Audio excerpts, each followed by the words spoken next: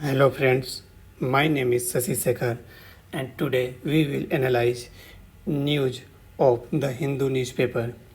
Today is 29th March 2024 and we will analyze this newspaper in Hindi. आज के जो topic हैं उसमें 8 कोर इंडस्ट्री के बारे में जो डेटा आया है उसके बारे में पढ़ेंगे।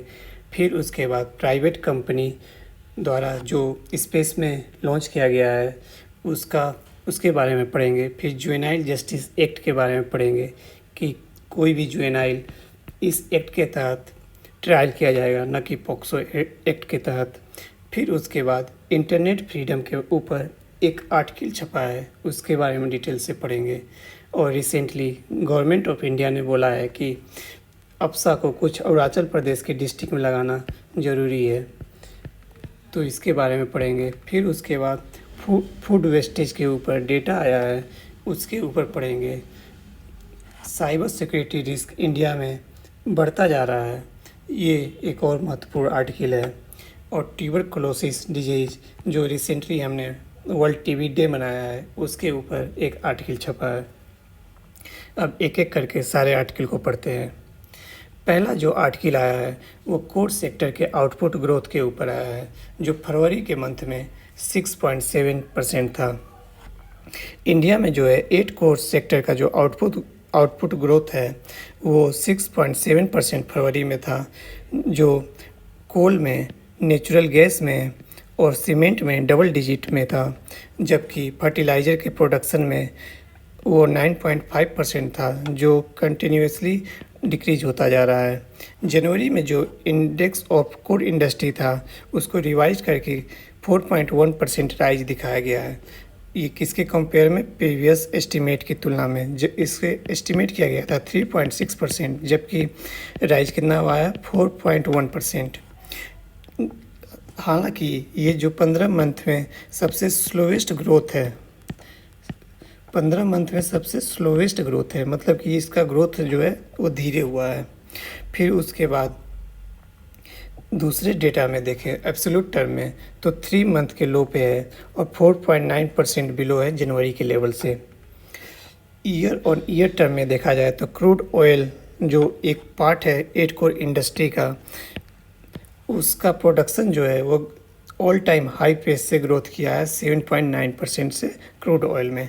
जबकि दूसरे बेसिस पे देखा जाए तो नेचुरल गैस का आउटपुट ग्रो किया है 11.3%, जबकि फरवरी में 4 मंथ के पीक पे सीमेंट 10.2%, इलेक्ट्रिसिटी 6.3% एंड कोल जो है 11.6% से ग्रोथ किया है। जबकि स्टील का प्रोडक्शन जो है उसका ग्रोथ जो है 8.4% से फरवरी में रहा है। रिफाइनरी का जो प्रोडक्शन है वो 4.3% से किया है और ये राइज किया है 2.6% से।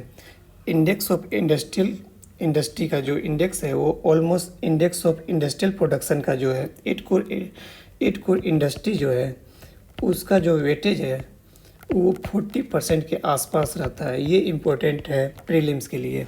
साथ में हम देखेंगे कि कौन कौन से 8 सेक्टर हैं जो 8 कोर इंडस्ट्री बनाते हैं।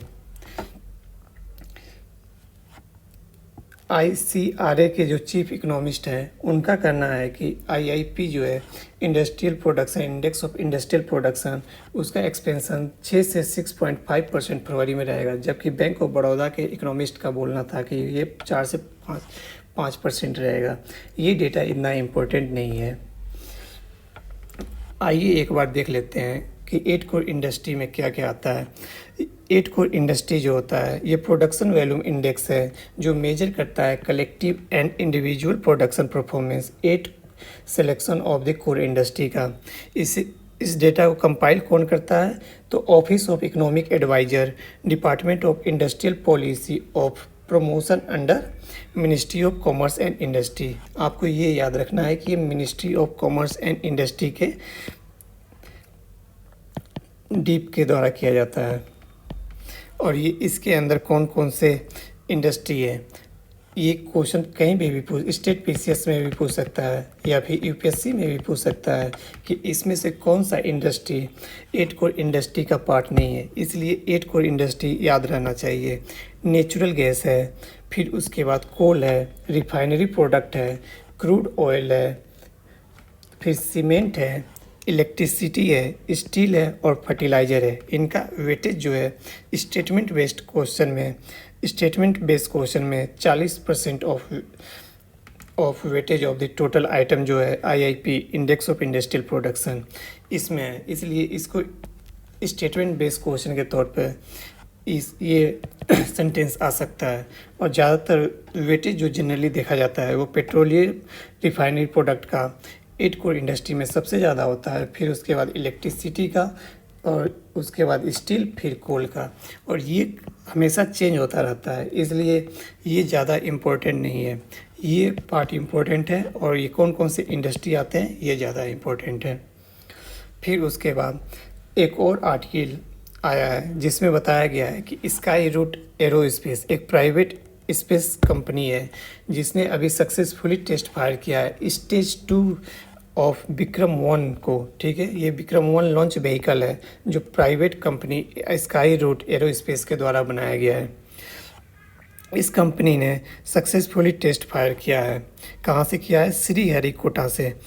इस तरीके के क्वेश्चन अक्सर पूछ दिए जाते हैं कि कौन सा आइलैंड या फिर कौन सा वो लॉन्च पैड जो कहाँ पे स्थित है। तो याद रखना चाहिए कि श्रीहरिकोटा जो है वो आंध्र प्रदेश में स्थित है, जबकि डॉक्टर एपीजे अब्दुल कलाम के नाम से भी एक लॉन्च पैड है। लॉन्च व्हीकल जो है ये मल्टीपल स्टेज से बना हुआ है और इसका जो सेकेंड स्टेज है उसको कलाम 250 कहा गया है। इसलिए याद रखिएगा कि कलाम 250 यानी कलाम 250 जो है ये स्पेस में किससे रिलेटेड है? तो ये विक्रम-1 लॉन्च व्हीकल के स्टेज 2 से रिलेटेड है।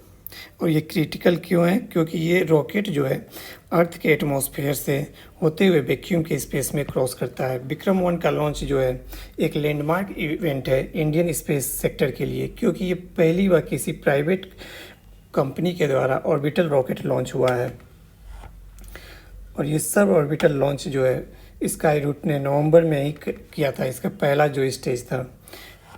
और इसकी टेस्टिंग जो है 85 सेकेंड तक चली थी। ये ज़्यादा इम्पोर्टेंट नहीं है, लेकिन ये याद रखिएगा कि इसका जो पीक रिकॉर्ड किया गया है सी लेवल थ्रस्ट पे वो 186 किलो न्यूटन्स किया गया है, जिसको अगर वैक्यूम में ट्रांसलेट किया जाए तो 235 किलो न्यूटन होगा फ्लाइट के समय।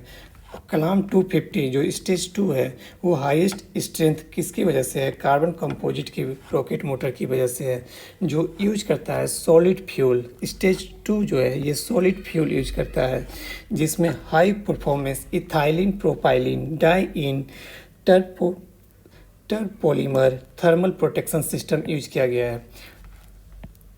यूपीएससी इस तरह के क्वेश्चन अक्सर पूछता है कि ethylene propylene diene terpolymer thermal protection system किस फील्ड में यूज किया जाता है? तो आपको ढेर सारा ऑप्शन दे सकता है, जैसे कि इलेक्ट्रिकल व्हीकल दे सकता है, फिर उसके बाद रॉकेट लॉन्च व्हीकल दे सकता है, या फिर सबमरीन दे सकता है। इस तरह के ऑप्शन देने पे आपको कन्फ्यूजन हो सकता है, इसलिए इस तरह के पॉइंट आपको याद रहने चाहिए।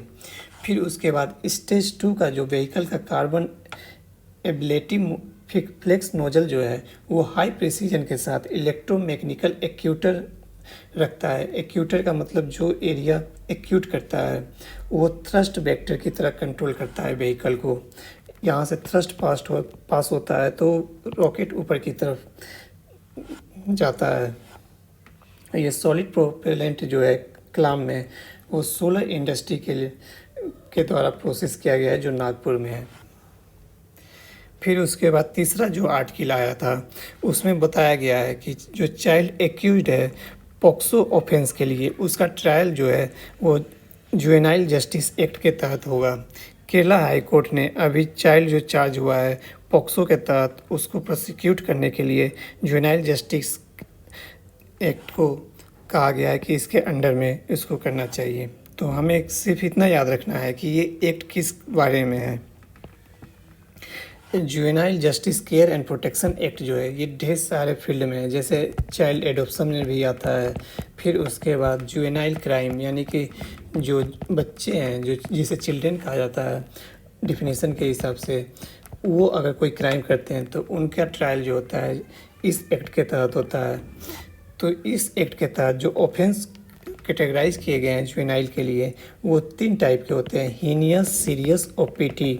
हीनियस क्राइम वो होते हैं जहाँ पे मिनिमम पनिशमेंट जो है 7 साल तक होता है आईपीसी के अंडर में।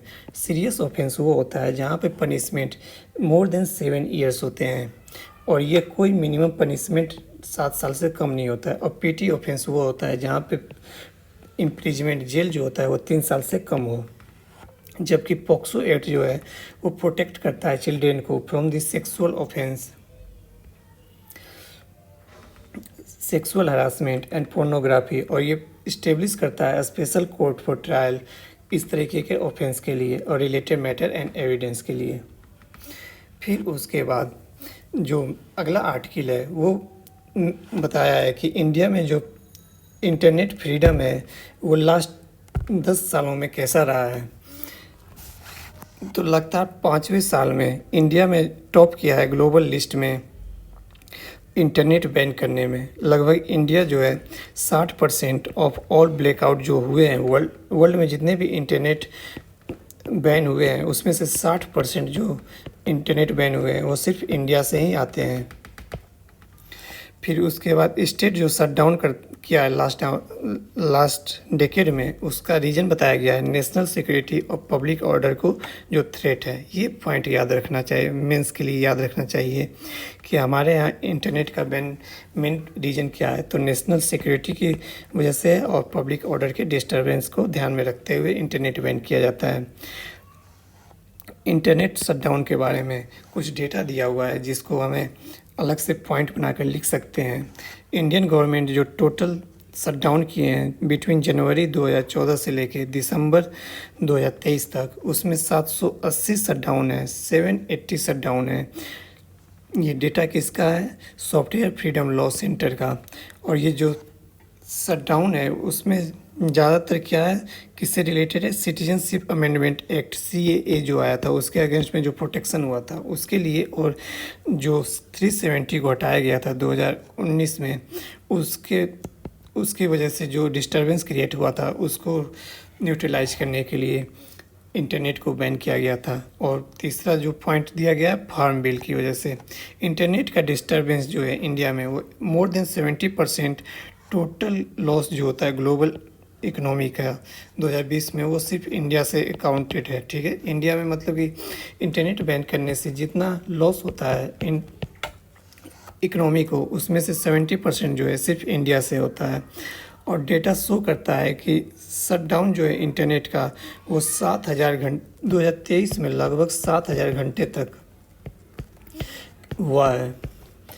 और इंडियन स्टेट और यूनियन टेरिटरी जो है वो इम्पोज करते हैं इंटरनेट शटडाउन केवल पब्लिक इमरजेंसी में और पब्लिक सेफ्टी के लिए। इंडियन टेलीग्राफ के एक्ट के तहत बताया गया है। सुप्रीम कोर्ट ने एक लैंडमार्क जजमेंट में Anuradha basin versus union of India case में बोला था कि इंटरनेट शटडाउन जो है वो वायलेट करता है फंडामेंटल राइट्स को, freedom of expression and shutdown जो हमें बिना टाइम बताए कि कब तक शटडाउन रहेगा, ये टोटली अनकॉन्स्टिट्यूशनल है। हमें ये जजमेंट याद रखना चाहिए मेंस के लिए। इसके अलावा इसके थोड़ा सा बैकग्राउंड देख लेते हैं कि ब्रिटिश एरा का जो लॉ है जम्मू एंड कश्मीर में, उसकी वजह से 433 लास्ट 12 सालों में 433 बार शटडाउन हुआ है। और लॉन्गेस्ट ब्लैकआउट जो हुआ है वो 2023 में हुआ है मणिपुर में, मई से लेकर दिसंबर तक, जहाँ पे एथनिक क्लैशेस हुए थे 2 ट्राइबल कम्युनिटी के बीच में। अभी रिसेंटली जो है हरियाणा में फार्मर प्रोटेस्ट की वजह से शटडाउन हुए थे फरवरी के मंथ में। यूनियन गवर्नमेंट अक्सर पावर का यूज करती है ब्रिटिश लॉ का कि सस्पेंड कर दे मोबाइल इंटरनेट को पंजाब फार्मर्स के लिए। इतना ही डेटा था इसमें। हमें याद रखना चाहिए कि कितने बार शट डाउन हुआ है और इकोनॉमी को कितना नुकसान हुआ है और सुप्रीम कोर्ट का क्या जजमेंट आया था इंटरनेट बैन के ऊपर। ये 3 पॉइंट हमें कॉपी में लिख लेना चाहिए और हमारा नोट्स जो है वो वर्ड फाइल में बनेगा तो वो ज़्यादा बेनिफिशियल होगा ताकि हम उसे बार बार ऐड कर सकें। फिर उसके बाद 2015 से 22 तक जो 55,000 वेबसाइट ब्लॉक हुए हैं SFLC डेटा के हिसाब से, SFLC डेटा के हिसाब से जो 55,000 वेबसाइट ब्लॉक हुए हैं उसमें से बिगेस्ट शेयर जो कंटेंट है वो section 69A of IT act के तहत है। और जो URL ब्लॉक हुए हैं due to link organisation banned, organisation का लिंक बैन किया गया है अंडर UAPA के तहत। और रिसेंटली मिनिस्ट्री ने ऑर्डर दिया था कि कारवां का एक स्टोरी को टेक डाउन कर लिया जाए क्योंकि उसमें एब्यूज, टॉर्चर और मर्डर सिविलियन दिखाया गया है इंडियन आर्मी के द्वारा जम्मू एंड कश्मीर में। इसके अलावा एक और डेटा है सोशल मीडिया के ऊपर कि 30,000 से ज़्यादा सोशल मीडिया URL जो है इंक्लूडिंग अकाउंट एंड पोस्ट उसको ब्लॉक करने का रिक्वेस्ट दिया गया था 2018 से 2022 के बीच में ट्विटर के ऊपर, जिसको अब एक्स के नाम से जाना जाता है। 5,693 केस जो 2013 में आए थे उसकी तुलना में इंडिया ने लगभग 65,000 केसेस रिकॉर्ड किए हैं जहां पे वेबसाइट को ब्लॉक करने के लिए कहा गया है। रीजन क्या है? साइबर क्राइम के थ्रेट की वजह से। और ये केस कितना बढ़ गया है? 434%, 434% इंक्रीज कर गया है 2016 से 2022 के बीच में नेशनल क्राइम रिकॉर्ड ब्यूरो के हिसाब से, NCRB का डेटा है। ग्लोबल इंटरनेट फ्रीडम जो है वो डिक्लाइन करते हुए 13वें साल में भी कंटिन्यूस डिक्लाइन किया है। ये लेटेस्ट फ्रीडम हाउस रिपोर्ट के हिसाब से इंडिया में ह्यूमन राइट का वायलेशन जो है वो 29 कंट्री में सबसे ज़्यादा है। ये थे इंटरनेट फ्रीडम के ऊपर डेटाज। इसमें बहुत सारे डेटा हैं जिसको हमें लिख के रखना चाहिए ताकि हम ऐसे में यूज कर सकें या फिर किसी मेंस के पेपर में यूज कर सकें। इसका कोई यूज प्रीलिम्स में ज़्यादा नहीं है, इसलिए हम इसे प्रीलिम्स के हिसाब से नहीं पढ़ेंगे। गवर्नमेंट ने अभी अप्सा को एक्सटेंड कर दिया है। कहाँ पे? नागालैंड में और अरुणाचल प्रदेश में। यूनियन गवर्नमेंट ने arm force special power act को नागालैंड और कुछ अरुणाचल प्रदेश के एरिया में एक्सटेंड कर दिया है। और इसका एक्सटेंड करने का मेन रीज़न डिस्टर्ब एरिया होता है। इसमें ढेर सारे डिस्ट्रिक्ट के बारे में दे रखा है जो रिलेवेंट नहीं है, इसलिए हमें बस इसके बारे में याद रखना चाहिए कि अप्सा क्या है। अप्सा जो है ये स्पेशल पावर देता है इंडियन आर्म्ड फोर्स को और central and state police force को ताकि वो मेंटेन कर सके लॉ एंड ऑर्डर। किसमें? डिस्टर्ब एरिया में। डिस्टर्ब एरिया एक फ्रेज है जो एक्ट में यूज किया गया है।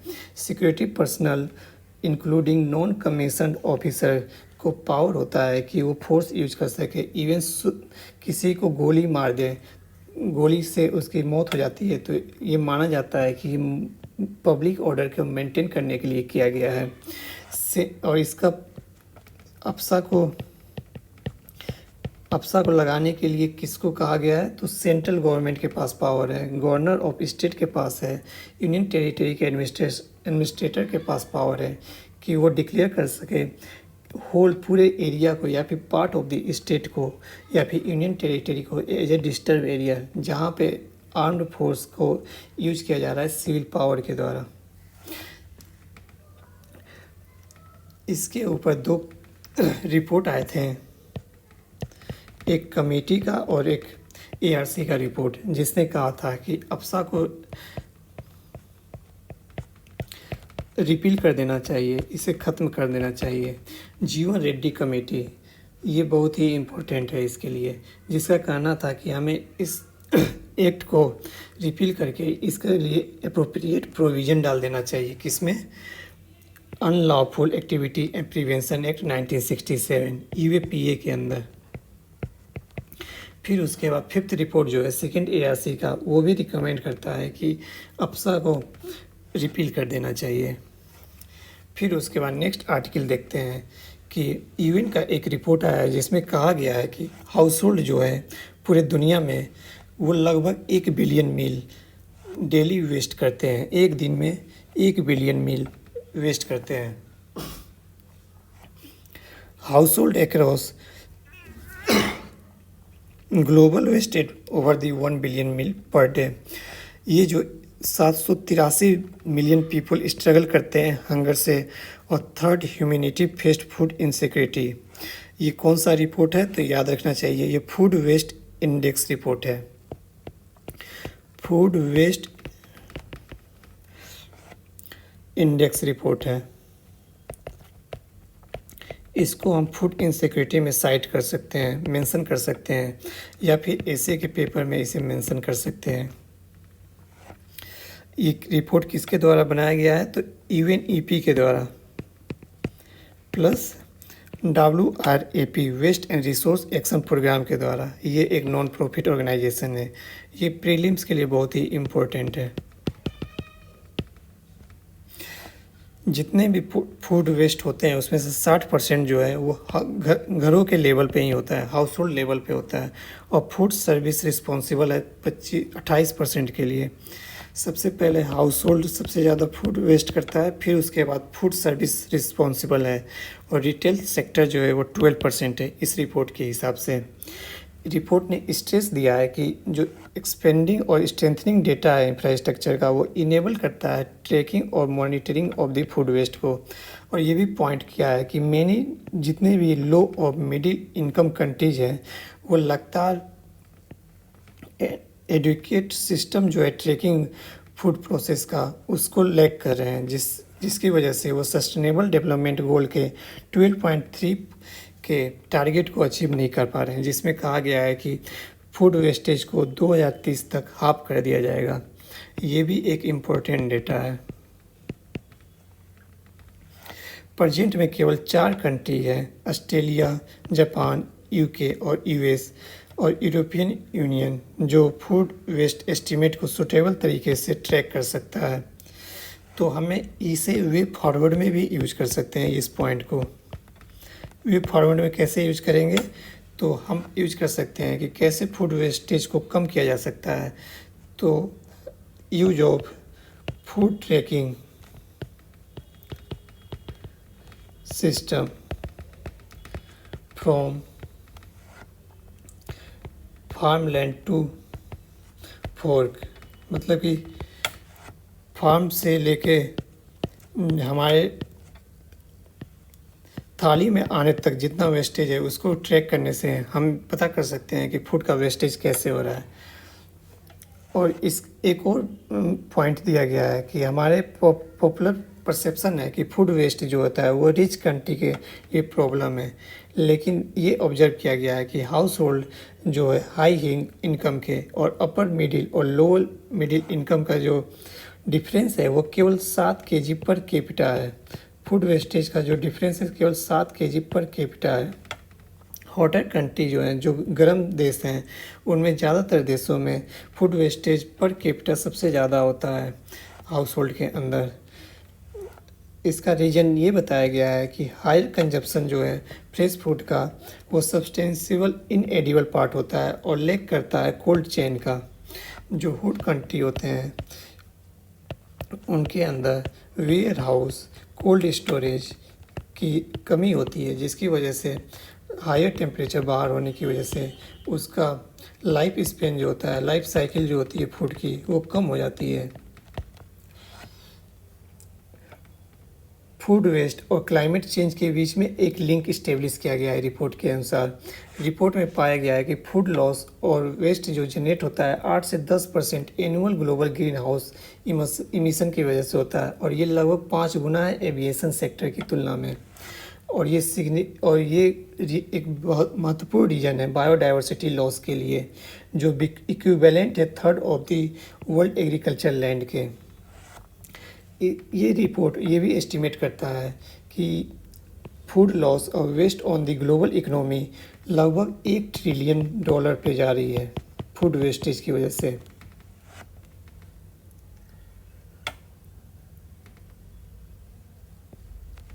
ये था इस रिपोर्ट के अंदर। हमें याद रखना चाहिए कि ये रिपोर्ट का नाम क्या है और इस रिपोर्ट को कौन पब्लिश किया गया है। बाकी जो मेंस पर्सपेक्टिव से ये डेटा इम्पोर्टेंट है, इसे हम मेंशन कर सकते हैं फूड सिक्योरिटी में।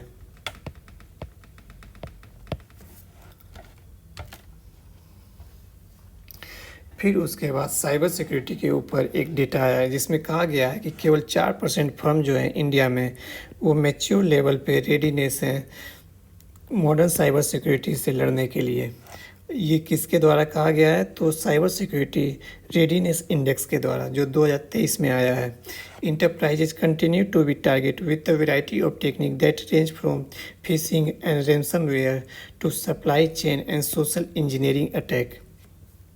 इस तरीके के वर्ड याद रखने चाहिए कि सोशल इंजीनियरिंग अटैक किससे रिलेटेड है, तो ये साइबर सिक्योरिटी से रिलेटेड है।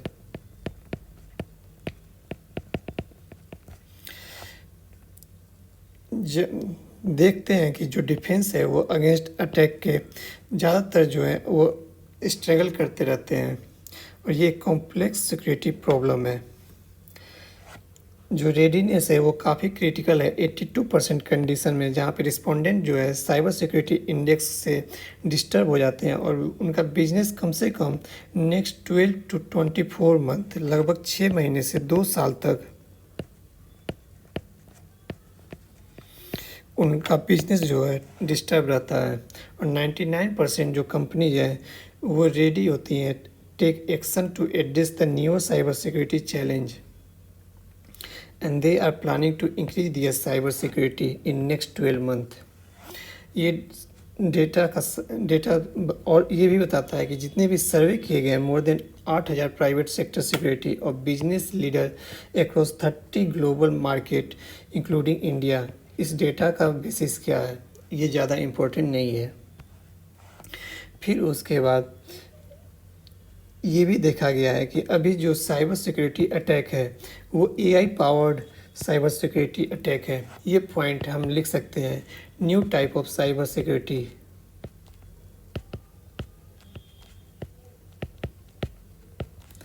New type of cyber security या फिर इमर्जिंग साइबर थ्रेट में लिख सकते हैं कि एआई पावर्ड साइबर अटैक इस समय काफ़ी रिसेंट अटैक है और ये क्रिटिकल होते हैं ऑर्गेनाइजेशन के लिए, न केवल इन्वेस्टमेंट को इंक्रीज करने के लिए साइबर सिक्योरिटी में, आल्सो इंटीग्रेटेड प्लान अप्रोच अपनाने के लिए, ताकि वो 5 पिलर प्रोटेक्शन दे सकें और इस अटैक से बचने के लिए कुछ रेडीनेस गैप को रिड्यूस कर सकें। इसके बाद नेक्स्ट आर्टिकल जो है वो टीबी के ऊपर है, ट्यूबरकुलोसिस के ऊपर। इस आर्टिकल में देखते हैं, अभी रिसेंटली हमने वर्ल्ड टीबी डे मनाया था 24 मार्च को, जहाँ पे प्राइम मिनिस्टर का कहना था कि हमें अर्जेंट बेस पे ऑपरेसिंग नीड चाहिए एक्सपेंड करने के लिए एफर्ट को, ताकि इंडिया में ट्यूबरकुलोसिस के क्राइसिस को रोका जा सके। और हमने 6 चैलेंज को आइडेंटिफाई किया था। ये इम्पोर्टेंट है एग्ज़ाम के लिए, हेल्थ सेक्टर से रिलेटेड एसए के लिए या फिर यूपीएससी के GS paper 2nd and 3rd में, दोनों में इम्पोर्टेंट है। ये गवर्नेंस वाले पार्ट में इसमें कहा गया है कि टीबी का डायग्नोसिस और एक्सेस करना चाहिए और क्या क्या चैलेंजेस आते हैं टीबी को ट्यूबरकुलोसिस के क्राइसिस में इंडिया में। पहला जो है, इसका डायग्नोसिस और एक्सेस जो है इंडिया में अभी भी बहुत कम है, और जो एक्सेस है free quality treatment and drug availability वो भी बहुत ही कम है, और जो न्यूट्रिशन और मेंटल हेल्थ सपोर्ट है इंडिया में वो भी अपर्याप्त है। और स्टिग्मा जो है, यानी कि किसी को टीबी हो जाता है तो उसके साथ स्टिग्मा लग जाता है, उससे लोग दूर भागने लगते हैं। और जेंडर रिस्पॉन्सिव केयर, जैसे अगर मेल को होता है और फीमेल को होता है, दोनों के लिए अलग अलग तरीके से रिस्पॉन्स करना चाहिए, वो भी नहीं हो पाता है। और इकोनॉमिक सपोर्ट की भी कमी है, जैसे कि फाइनेंशियल एड हुआ उसकी कमी है, और हाई क्वालिटी केयर का। लेंसेट की रिपोर्ट के हिसाब से ट्यूबरकुलोसिस जो है वो बायोसोशल प्रॉब्लम है दैट रिक्वायर बायोसोशल सॉल्यूशन। यूपीएससी इस तरह के लाइन दे के अक्सर एग्ज़ाम में पूछ देता है कि इसको एक्सप्लेन करिए या फिर इलाबोरेट कीजिए। तो ये लाइन दे सकता है कि tuberculosis is a biosocial problem that requires biosocial solution, explain it या फिर इलाबोरेट इट। टीबी जो है एक क्यूरेबल इन्फेक्शन डिजीज है जो लिंक करता है इनइक्वलिटी से। सोशल इकोनॉमिक कंडीशन अक्सर क्रिएट होते हैं vulnerability to disease and catastrophe outcome. Biosocial problem कैसे है? तो टीबी जो है एक क्यूरेबल डिजीज है, यानी कि जिसके पास पैसा होगा, रिच पीपल के पास, वो तो टीबी का इलाज करा लेगा, लेकिन पुअर पीपल जो है वो इसका इलाज नहीं करा पाएंगे। तो ये एक तरीके से बायोसोशल प्रॉब्लम हो गया। और जो पुअर इलाज नहीं करवा पाएंगे वो डिजीज़ के वल्नरेबल होते हैं, और साथ में उनका जो इनइक्वलिटी गैप बढ़ता जाता है। ये रिच है, ये पुअर है, तो ये इन्होंने इलाज करा लिया और ये इलाज नहीं करा पाए तो ये डिजीज़ के विशियस साइकिल में फंस जाते हैं, ये दूसरा काम नहीं कर पाते हैं और ये लगता है इनइक्वलिटी को इंक्रीज करता रहता है। इंडिया जो है ये टीबी को एलिमिनेट कर सकता है। इंडिया का एफर्ट जो है, न्यू मॉडल जो यूज किया गया है, ग्लोबल वार ऑन टीबी, उसमें कहा गया है कि उसके द्वारा इंडिया टीबी को ख़त्म कर सकता है। वर्ल्ड टीबी रिपोर्ट 2023 के हिसाब से इंडिया में जो रिकॉर्ड किया गया है, एवरेज 199 न्यू इन्फेक्शन हुआ है प्रत्येक 1 लाख पीपल पे 2022 में। और ये एस्टिमेट किया गया है कि 13% जो ट्रीटेड पेशेंट है और 2.5% जो न्यू केस है वो मल्टी ड्रग रेजिस्टेंस है, या फिर रेजिस्टेंस जो है फर्स्ट लाइन ड्रग रिफामेप्सिन के लिए है। ये डेटा हम यूज कर सकते हैं मेंस के पेपर में। फिर उसके बाद करंट बायोमेडिकल स्ट्रेटजी जो है वो इन्फेक्शन को रिड्यूस करने के लिए बीसीजी वैक्सीन को यूज करता है, जो प्रोटेक्ट करता है severe form of childhood TB में देखा गया है कि एक तो ड्रग रेजिस्टेंस वाली प्रॉब्लम आती है, फिर उसके बाद एक चिल्ड्रेन के अंदर भी टीबी का जो केस है वो लगातार बढ़ता गया है। ट्यूबरक्लोसिस प्रिवेंटिव ट्रीटमेंट जो एम करता है कि वो दूसरे के हाउस होल्ड कॉन्टेक्ट को भी कवर करे, और क्लिनिकल रिस्क जो ग्रुप है, जो बच्चे हैं 5 साल से छोटे, या फिर चिल्ड्रन कॉन्टेक्ट में है HIV के, या फिर न्यूअर शॉर्टर कोर्स जो है, और इफेक्टिव वैक्सीन बेस्ड रिजीम जो है इसको यूज किया जा सके। ये किसके अंदर है? ट्यूबरक्लोसिस प्रिवेंटिव ट्रीटमेंट के अंदर। इसके बावजूद भी ढेर सारे चैलेंज आते हैं, जैसे कि हमने अभी पढ़ा इसके बारे में। ये चैलेंज जैसे इनसफिशिएंट जो डायग्नोसिस और ट्रीटमेंट एक्सेस है, जो इलाज कराने आते हैं पेशेंट, उनके साथ जो स्टिग्मा जुड़ जाता है, या फिर सोशियो इकोनॉमिक बैरियर आ जाता है, उनके पास पैसे नहीं है, या फिर वो लोअर कास्ट से बिलोंग करते हैं। ये सारे जो है इंडिया के प्रोग्रेस में अभी भी रुकावट की तरह काम कर रहे हैं। अंडर न्यूट्रिशन एक तरीके का मेजर रिस्क है। वो फैमिली जिसके अंदर न्यूट्रिशन की कमी है, या फिर वो न्यूट्रिशन को एब्जॉर्ब नहीं कर पाते हैं, उनके अंदर टीबी की डिजीज़ बढ़ते जा रहे हैं। अंडर न्यूट्रिशन एडल्ट के अंदर कंट्रीब्यूट करता है लगभग 34 से 45% सारे न्यू केसेज में 1 साल के अंदर। और अंडर न्यूट्रिशन जो है पेशेंट में, जो टीबी के साथ पेशेंट है, वो टीबी का एक मेजर फैक्टर है डेथ के लिए। तो कॉजेज के अंदर हम लिख सकते हैं कि अंडर न्यूट्रिशन 2 तरीके से कंसर्न पैदा करता है। पहला, जो जिनके अंदर अंडर न्यूट्रिशन होता है वो वल्नरेबल होते हैं टीबी के लिए, और जो अंडर न्यूट्रिशन के साथ टीबी के पेशेंट हैं उनके अंदर डेथ रेट भी ज़्यादा है। फिर उसके बाद most important risk management TB के लिए इसलिए ज़रूरी है। फिर उसके बाद अंडर न्यूट्रिशन इम्पेक्ट करता है टीबी और outcome of the TB treatment को, जिसकी वजह से मोर्टेलिटी, ड्रग टॉक्सिसिटी और रिलेप्स रेट बढ़ जाता है। न्यूट्रिशनल लेंसेट का ग्लोबल हेल्थ रिपोर्ट कहता है कि न्यूट्रिशनल सपोर्ट की ज़रूरत है। इसके हिसाब से न्यूट्रिशनल सपोर्ट के हिसाब से पेशेंट जो है वज़न गेन करता है पहले 2 मंथ में, और रिस्क ऑफ द डेथ को रिड्यूस किया जा सकता है 40 से 50% तक। स्टडी इन्वॉल्व किया है किसको, जो राशन लेते हैं 10 केजी फूड बास्केट में इंडिया के अंदर, झारखंड में। फिर उसके बाद टीबी मैनेजमेंट, इसको हम लिंक कर सकते हैं फूड सिक्योरिटी के द्वारा। टीबी के कंट्रोल के लिए फूड सिक्योरिटी कितना ज़रूरी है, इसको भी हम एक पॉइंट बनाकर लिख सकते हैं। फिर उसके बाद टीबी मैनेजमेंट इंडिया में जो है एक इम्पोर्टेंट है, क्योंकि टीबी बैक्टीरियम, ड्रग और वैक्सीन, ये तीनों, एक तो टीबी का जो बैक्टीरिया है साल्मोनेला टाइफी, और उसके बाद जो ड्रग है और जो वैक्सीन है बीसीजी, ये तीनों का कॉम्बिनेशन होना बहुत ज़रूरी है। इसलिए सोशल फैक्टर को हमें एड्रेस करने की ज़रूरत है, जैसे कि under nutrition related to poverty, इसको हम फूड सिक्योरिटी से रिलेट करके देख सकते हैं। फिर उसके बाद कंपाउंडिंग प्रॉब्लम ये है कि डायग्नोसिस और lack of access of quality care, ये भी एक प्रॉब्लम है। इसलिए हमें प्रायोरिटाइज करना चाहिए कि किसी भी पेशेंट को समय पे ट्रीटमेंट मिल सके, और ख़ासकर मेडिसिन इजीली अवेलेबल होना चाहिए। और जो डायग्नोसिस है टीबी का, कि उसे पेशेंट को टीबी हुआ है कि नहीं, वो काफ़ी एफोर्डेबल होना चाहिए, ताकि हम अर्ली डायग्नोसिस करके पता कर सकें कि वो पेशेंट है कि नहीं टीबी का। और ये जो डायग्नोसिस है वो रिमोट और मार्जिनलाइज्ड कम्युनिटी में भी होना चाहिए। रूरल एरिया में अगर डायग्नोसिस अवेलेबल होगा तो किसी पेशेंट को हम अर्ली डायग्नोसिस से पता कर सकते हैं, क्योंकि लेटर स्टेज में ये ज़्यादा लीथल साबित हो जाता है। और हमें ज़रूरी है एक डायग्नोस्टिक फैसिलिटी को मोबाइल टेस्टिंग यूनिट की तरह यूज करना, और इम्प्रूव करना molecular testing at affordable price और क्विक और एक्यूरेट रिजल्ट के लिए। और इंश्योर करना चाहिए कि अर्ली डायग्नोसिस जो है वो facility based case finding strategy crucial होना चाहिए।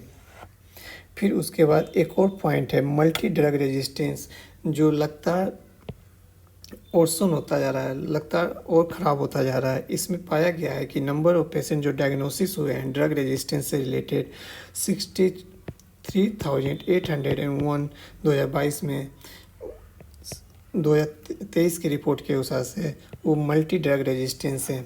और दिसंबर 2023 की स्टडी जो पब्लिश हुआ है पुणे और Boston on gap regarding MDR TB, यानी कि multi drug resistance TB India में फ्रॉम पेशेंट पर्सपेक्टिव से, उसमें पाया गया है कि मेन बैरियर जो है वो डायग्नोसिस है, लैक ऑफ काउंसलिंग है, और late referral to national TB elimination programme and unwarranted expenditure है। मल्टी ड्रग रेजिस्टेंस का रीजन दिया हुआ है, इसको हम लिख सकते हैं, क्योंकि ये बहुत ही कम जगह ऐसे पॉइंट मिलते हैं। डायग्नोसिस है, लैक ऑफ काउंसलिंग है, late referral to national TB elimination programme, फिर उसके बाद अनवारंटेड एक्सपेंडिचर है। और लेट रेफरल जो है वो उसका रीज़न ये है कि जो इंडिया में जो हेल्थ केयर सिस्टम है वो बहुत ही ख़राब है, खासकर सेकेंडरी सेक्टर में। प्राइमरी लेवल होता है, सेकेंडरी लेवल होता है और टर्सरी होता है। तो सेकेंडरी लेवल पे जो हेल्थ केयर सिस्टम है वो बहुत ही वीक है। और India second national TB prevalence survey के हिसाब से पता चलता है कि 2/3 लगभग 66% जो इंडिविजुअल है उनके अंदर जो सिम्टम्स आते हैं वो टीबी के, वो हेल्थ केयर सर्विस देख नहीं पाता है वेरियस रीजन की वजह से, जिसमें से पहला है नेगलेक्ट ऑफ सिम्टम्स। फिर उसके बाद खुद से ही दवा से लेके इलाज करना, जैसे कि कोई मेडिसिन शॉप पे जाके दवा ले लेता है, जैसे खांसी का दवा या फिर दूसरे सिम्टम्स का दवा, उसकी वजह से मल्टी ड्रग रेजिस्टेंस बढ़ता जाता है। और चिल्ड्रेन में जो टीबी होते हैं वो भी एक प्रॉब्लम है। इंडिया में जो लगभग 31% ग्लोबल बर्डन जो है चिल्ड्रेन के अंदर जो टीबी है वो इंडिया में रिपोर्ट किया गया है। इंडिया टीबी रिपोर्ट 2022 के हिसाब से चिल्ड्रेन जो 6 से 7% ऑल पेशेंट जो ट्रीटेड हैं एलिमिनेशन प्रोग्राम में, वो सिर्फ 6.7% है। अगर 100% पेशेंट का इलाज हो रहा है तो उसमें से 6 से 7% ही जो पेशेंट हैं वो चिल्ड्रेन हैं। और फिर उसके बाद सॉल्यूशन के तौर पे दिया गया है कि कॉम्प्रिहेंसिव केयर की ज़रूरत है, जिसमें पहला स्टेप जो है वो है कि एग्जिस्टिंग गाइडेंस निकालना। इंडिया के नेशनल टीवी प्रोग्राम के अंदर जो पहले से जो गाइडेंस है उसको अच्छे तरीके से इम्प्लीमेंट करना। और राशन जो है, जो हमने अभी पढ़ा नेशनल फूड सिक्योरिटी के बारे में, उसे सही तरीके से लागू करना। ये सारे रिक्वायर कि बॉडी मास इंडेक्स जो है वो मेजर किया जा सके सारे एडल्ट टीबी पेशेंट के अंदर डायग्नोसिस के समय। जब वो डायग्नोस होता है, जब उसके अंदर टीबी की बीमारी का पता चलता है, तो उसके बॉडी मास इंडेक्स के बारे में भी हमें पता चलना चाहिए। फिर उसके बाद जो बजट परमिट करता है हाउस होल्ड को, जो अफेक्ट हुआ है उसको 1 साल तक कम से कम सप्लाई करना चाहिए बजटरी सपोर्ट।